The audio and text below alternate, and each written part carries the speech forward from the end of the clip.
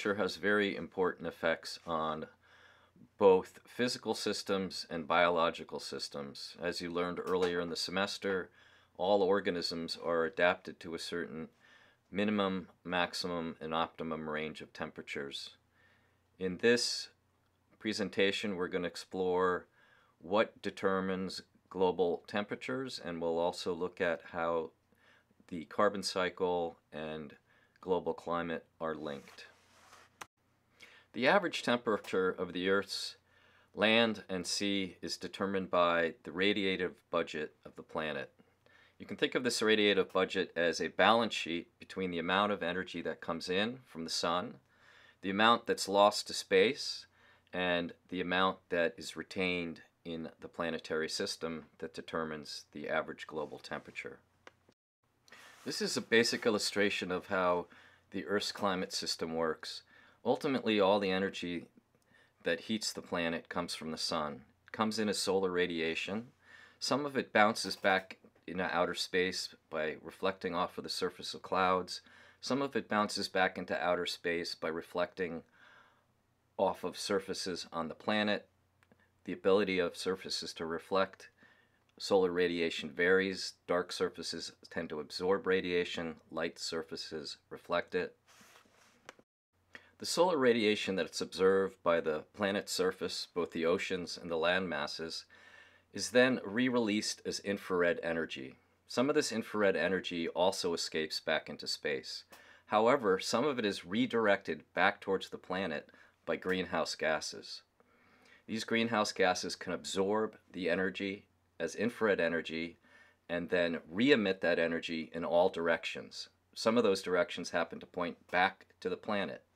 As we add more greenhouse gases like carbon dioxide and methane to the atmosphere, the ability of the atmosphere to capture the infrared radiation and pass it back into the planetary system increases, and therefore the Earth's average temperature increases.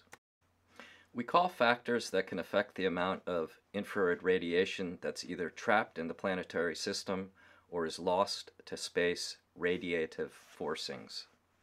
Positive forcings tend on average to warm the surface of the Earth. Negative forcings on average tend to cool the surface of the Earth. It's the balance of these two factors that determines the radiative budget of the planet and ultimately the average global temperatures of the land surfaces and the oceans. It's important to distinguish between radiative forcings that can change independently of global temperatures and feedbacks, which are things that can change the global temperature, but only after something else first either increases or decreases the average global temperature. These are the most important positive and negative radiative forcings. Keep in mind that all of these forcings change over time. It's the balance of the positive and the negative forcings that determine the radiative budget of the planet and the average global temperature. Among positive forcings are greenhouse gases. Things like carbon dioxide and methane are among the most important. Others includes things like tropospheric ozone, the amount of energy that comes from the sun, things like black carbon on snow, which are small particles of carbon that are able to absorb the sun's energy and increase the rate at which snow and ice melt. Water vapor is considered a feedback because the amount of water vapor in the atmosphere changes with the temperature, which can only change due to the forcings. Another positive forcing is what's called albedo, which is the ability of a surface to absorb or reflect infrared energy. Things like sea ice and snow cover, which are light in color, tend to reflect radiation, whereas darker substances tend to absorb it. Among the most important negative forcings are aerosols and albedo. Aerosols are very small particles that are suspended in the atmosphere. Among these aerosols are things like water vapor, which in some circumstances can act as a greenhouse gas, and in other circumstances, for instance when it's part of clouds, can reflect energy back into space. It also includes things like industrial aerosols, fine particulates that are given off via industrial processes and burning fossil fuels. Land use like paving the land with dark asphalt, is something that will tend to absorb uh, the sun's energy and increase the average global temperature. Greenhouse gases like carbon dioxide and methane are two of the most important forcings that are currently changing and increasing the radiative budget of the planet and therefore increasing the average global temperature. Among the lines of evidence that support the idea that greenhouse gases are important in determining the radiative budget of the planet is the correlation over the Earth's history of the levels of carbon dioxide in the atmosphere and the Earth's average temperature. The other major line of evidence comes from physics, from quantum mechanics. If we look at the types of gases that are in the atmosphere, for instance, oxygen and nitrogen, these are not able to absorb and emit energy from photons with wavelengths in the infrared range. However, greenhouse gases can do this, absorb energy and then re-radiate it back into the atmosphere in all directions. And some of these directions are back towards the planet's surface, therefore trapping energy and increasing the radiative budget of the planet as we increase the concentration of greenhouse gases. How do we know the average temperature of the planet, and how do we know how it changes over time? Well, before we look at that, first we got to make sure we understand the difference between weather and climate. Weather is something that changes on small time scales, minutes, or no more than seasons. And in terms of spatial scales, it tends to be a local to a regional phenomenon, not a global phenomenon. We can think of climate as the average of weather. The time scale is going to be averaged over years and decades, and the spatial scale is going to be on a regional to a global scale. Patterns of weather over long periods of time include things like the average temperature of the planet or the average temperature of the Northeast. Things like the severity and periodicity of hurricanes. Things like how often droughts occur and how long they last. And things like precipitation events, how long they last, how much precipitation occurs, etc. Other climate patterns include things like patterns of wind and patterns of humidity. So, how can we determine the Earth's average global temperature and regional temperatures? Let's first look at the instrumental record, a period of time when we had instruments like thermometers and satellites to measure the Earth's temperature. We have been measuring the Earth's temperature using thermometers since the 1840s, and since then the number of places we measure has grown exponentially, and now there are tens and thousands of stations around the world that measure temperature, wind, humidity, barometric pressure, and other weather phenomenon. This data is collected by several independent research organizations that analyze the data and come up with data sets explaining how the Earth's temperature has changed since the 1840s.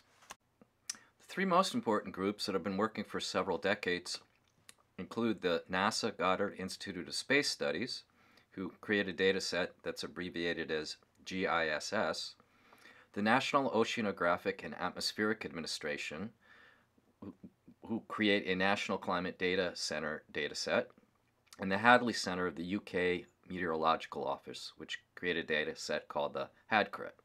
All of these organizations collect the data, check it for quality, and then use various analytical techniques to determine average temperatures of the globe, average temperatures of the ocean, average temperatures of different regions. Recently, a fourth group has analyzed the average temperature of the planet and how it's changed over time. This group is the Berkeley Earth Surface Temperature Study, or known as the BESS study.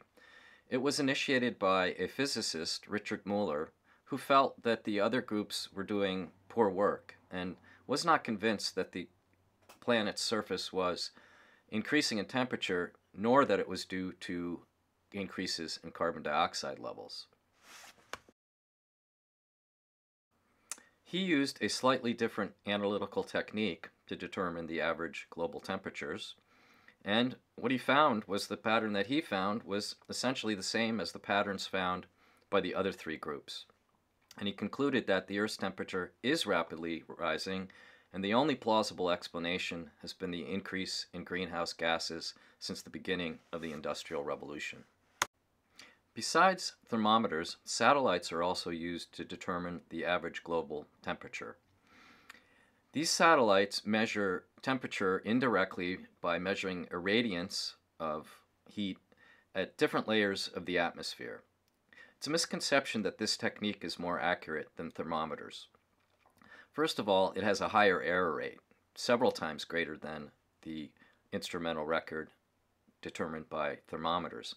In addition, it doesn't measure the temperature at the surface of the planet, but rather takes a rather large slice of the atmosphere from the surface of the planet up to several thousand feet into the atmosphere. All of these groups, both the satellite groups, and there's two groups working on satellites, and the groups working with thermometers, have found that the planet's surface temperatures have been increasing since the Industrial Revolution. On average, the thermometer record taken at the Earth's surface has found approximately a 0.2 degrees centigrade increase in temperature per decade. How do we estimate the Earth's temperature before we had satellites and thermometers? Well, we use something called proxies. A temperature proxy is something that you can measure that reliably changes with temperature. In order to use a proxy, you need to have measurements of the proxy that overlap measurements with either thermometers or satellites, so that you can calibrate the proxy to the thermometers.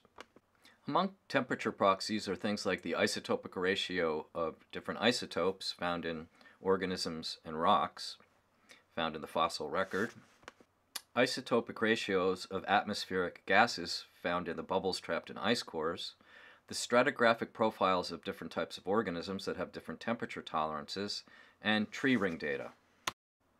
Let's look at how global temperatures have varied over the ice ages based on data from proxies using the isotopic ratios of gases trapped in ice cores. Here's data from the 800,000-year-old ice core data set that we looked at before when we were looking at how carbon dioxide levels in the atmosphere fluctuated over the time. The bottom part of the graph shows how carbon dioxide levels have fluctuated over that 800,000-year period. The upper part of the graph shows an estimate of how temperature has changed based on isotopic ratios of gases trapped in the bubbles in the ice cores. Now, one thing to notice here is that temperature is expressed as an anomaly. The way you calculate an anomaly is you pick a time period, here the 800,000-year time period, calculate the average temperature for that time period, and then for any given moment in time, you look at how the temperature at the present moment in time you're looking at varies from the average. So if it's above, it's going to be a positive number. If it's below, it's going to be a negative number in comparison to the average over the longer period of time. The pattern we see based on this ice core record is that during the ice age cycles, and you see there are several cycles over this under 800,000-year period, the changes were between 4 degrees and 7 degrees centigrade. And since the end of the last ice age, the planet's warmed by about 4 degrees centigrade. During the ice age changes, the abrupt changes typically occur over 5 to 10,000 year periods. However, if we look at the last 150 years, we've had almost a 1 degree centigrade change in just that 150-year period, and it's predicted that in a 200-year period, at the beginning of the Industrial Revolution, we'll see a 2 to 6 degrees centigrade rise. This is a much greater rate of change than we've seen in the last 1 million years. There's something fundamentally different about how the climate system is behaving now than in the million years prior to the present. How have global average temperatures fluctuated since the last ice age? Well, here we'll look at a different proxy data set that involves looking at several proxies that are averaged over time. Here's the data set from multiple proxy studies over the last 1800 years. Each one of the different colored lines represents a different proxy data set, and the red line at the end represents the instrumental record, which shows how temperatures have changed recently and also is used to calibrate the proxy measures. Here's a close-up of the last 1,000 years, and as you can see, we see the same basic pattern we saw with carbon dioxide levels changing over the last 1,000 years, where we have this relatively steady level of both carbon dioxide levels and temperatures, and then there's suddenly an upward swing. We call this pattern the hockey stick pattern. The overall pattern in this combined proxy record is that it's warmer today than any time in the period described by this proxy record, that there was a period during the medieval period called the medieval climate anomaly where it was a bit warmer. This was a regional phenomenon, not a global phenomenon. And then we had a period called the Little Ice Age when the climate got a bit cooler. After that, we saw an abrupt upswing in average global temperatures that began with the Industrial Revolution and continues into the present. Let's look at the pattern since the beginning of the Industrial Revolution, a period of time when we could use the instrumental record. Here is NASA's GISS dataset. As you can see, beginning with the Industrial Revolution, there was a period where the climate was rather steady in temperature, and then there was a period of rising into about the 1940s, and then with increased industrialization and increased economic activity after World War II, a lot of particulates were released into the atmosphere, and that counteracted some of the warming caused by carbon dioxide. Then, beginning in about the mid-1970s, the climate started to warm abruptly again, and the rate at which warming occurs has been increasing over time, and we can see over the last decade there's been a rather abrupt jump in the rate at which the planet is warming. We just looked at the global average. However, there's some interesting patterns that occur on a regional scale. Among them, one of the very important patterns is the rate at which the Arctic has been warming, a rate that is twice the global average. This pattern of increased Arctic warming is very important because much of the weather patterns found on the planet are determined by the gradient of warmer temperatures along the equator and the cooler temperatures at the poles. As the Arctic warms, the gradient between the northern regions of the planet and the equator become less, and this changes weather patterns in the northern hemisphere and also in the southern hemisphere. So in the Arctic, what we see is a phenomenon called Arctic amplification. Sea ice acts as a reflector, which cools the Arctic. As the Arctic warms, because the rest of the planet is warming, there's less sea ice on average over the year. Areas that are free of sea ice absorb heat instead of reflecting it. This creates even more warming and even more ice melt, which results in a positive feedback loop which accelerates the warming of the Arctic region. Much of the focus of global warming has focused on atmospheric warming. This is something the media focuses on. However, most of the energy that's been absorbed by the increase in greenhouse gases has been trapped by the oceans. As a matter of fact, 93.4% of the extra energy that's been trapped has ended up in the oceans. Only about 2.3% of the increased warming due to greenhouse gases has ended up warming the atmosphere.